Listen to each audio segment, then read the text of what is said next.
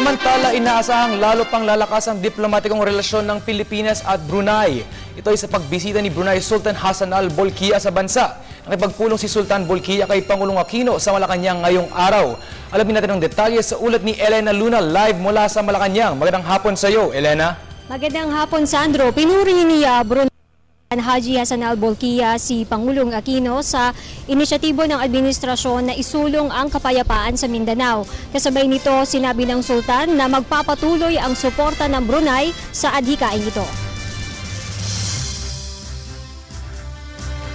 Sultan Haji Hassan Al Bolkiah ang mismong nagpalipad ng kanyang private plane nang dumating sa Pilipinas kahapon.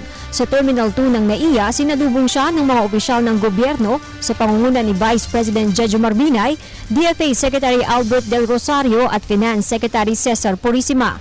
Ngayong Martes, nagsimula ang pangalawang araw ng kanyang state visit sa tradisyonal na wreath-laying ceremony kasama si Manila Mayor Alfredo Lim. Mula Rizal Park sa Maynila, dumiretso si Brunei Sultan Bolkiah sa palasyo. Ipinagkaloob ni Pangulong Aquino sa leader ng Brunei ang full military honors kasama ang 21-gun salute. Ito ang unang pagbisita ng leader ng Brunei sa Pilipinas sa Administrasyong Aquino. Taong 2009 nang kita si Sultan Bolkiah sa Pilipinas. Bago ang state visit na ito ng Sultan, nauna nang nag-state visit sa Brunei si Pangulong Aquino. Nangyari ito noong June 2011. Bumalik si Pangulong Aquino Setyembre noong isang taon sa Brunei para dumalo sa royal wedding at banquet ng anak ng Sultan na si Her Royal Highness Haja Hafizah Surunul Bolkiah. Tulad ng ibang mga bumibisitang leader, lumagda ang Sultan sa guest book ng palasyo. Nagkaroon din ng pribadong pag-uusap ang dalawang leader sa courtesy call sa Pangulo sa music room ng palasyo. Sa pagbisitang ito ng Sultan, sinabi ni Presidential Spokesperson Edwin Lacerda na pag-uusapan ng dalawang leader ang pagiging chairman ng Brunei sa ASEAN, pati na rin ang pagpapalakas ng bilateral relations ng dalawang bansa. Ayon sa Department of Foreign Affairs, may malapit na ugnayan ang Pilipinas at Brunei. Katuwang ng Pilipinas ang Brunei sa isinusulong na pangmatagalang kapayapaan sa Mindanao dahil miyembro ang Brunei ng International Monitoring Team. Ang Brunei din na malawang tahanan na may 21,000 OFWs. Sa state luncheon na ipinagkaloob ng Pangulo sa Sultan, pinasalamatan niya ang kabutihang ipinakita ng leader ng Brunei sa pagkalinga sa mga Pilipinong naroon. Sinabi rin ng Pangulo na buo ang suporta ng Pilipinas sa Brunei sa pagiging chairman nito ngayong taon. Our relationship has always been rooted upon a deep historical affinity, cultivated by a common heritage and a shared vision of peace and progress for our region. The kindness that Your Majesty and the people of Brunei showed my mother many years ago was also extended to me on all my visits as President. And this is the same kindness that the 21,000 Filipinos who live productive, dignified lives in Brunei experience today. Your Majesty, on behalf of my countrymen, please accept my sincerest gratitude. Terima kasih.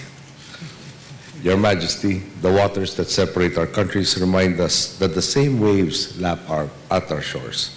As a brother nation in ASEAN, our country is nurturing our relationship. We commit to enhancing cooperation with Brunei and with all Southeast Asian states, not only through economic and cultural engagements, but also through dialogue for maritime security.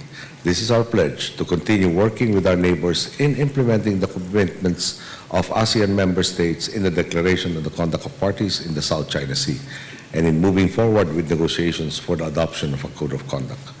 I am confident that as your country takes on the mantle of chairmanship in ASEAN, the region will move further along the straight path towards harmony and sustainable progress.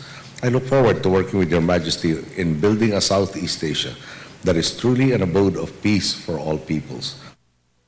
Nagpasalamat naman si Sultan Bolkiah sa naging mainit na pagtanggap sa kanya. Sinabi rin niya na malaki ang pinagbago ng Pilipinas kumpara sa huli niyang pagbisita. Since my last visit here 5 years ago, I am much impressed with the progress and development which has taken place in the Philippines. Mr. President, I'm happy to reaffirm the long-standing friendship and cooperation that exists between our two countries. Over the years, our public and private sectors, as well as our peoples, have established close ties that reflect the quality and strength of our relationship. I'm pleased to see our governments working together on projects and initiatives in agriculture, education, defense, and more recently, in energy.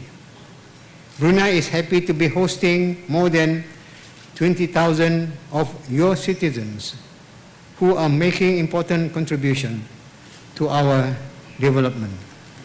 I believe that there are also many good opportunities for our people to in further promoting trade and investment between Brunei and the Philippines. Sandro, ayon kay PCOO Secretary Herminio Coloma, 1:45 ng hapon natapos ang state luncheon sa Rizal Hall ng Palasyo. Mamaya namang 3 p.m. ay nakatakdang ng umalis ng Pilipinas si Sultan Bolkiah. At yan ang ating balita mula dito sa Malacanang sa tulong ng RTVM. Ako si Elena Luna para sa Telebisyon ng Bayan.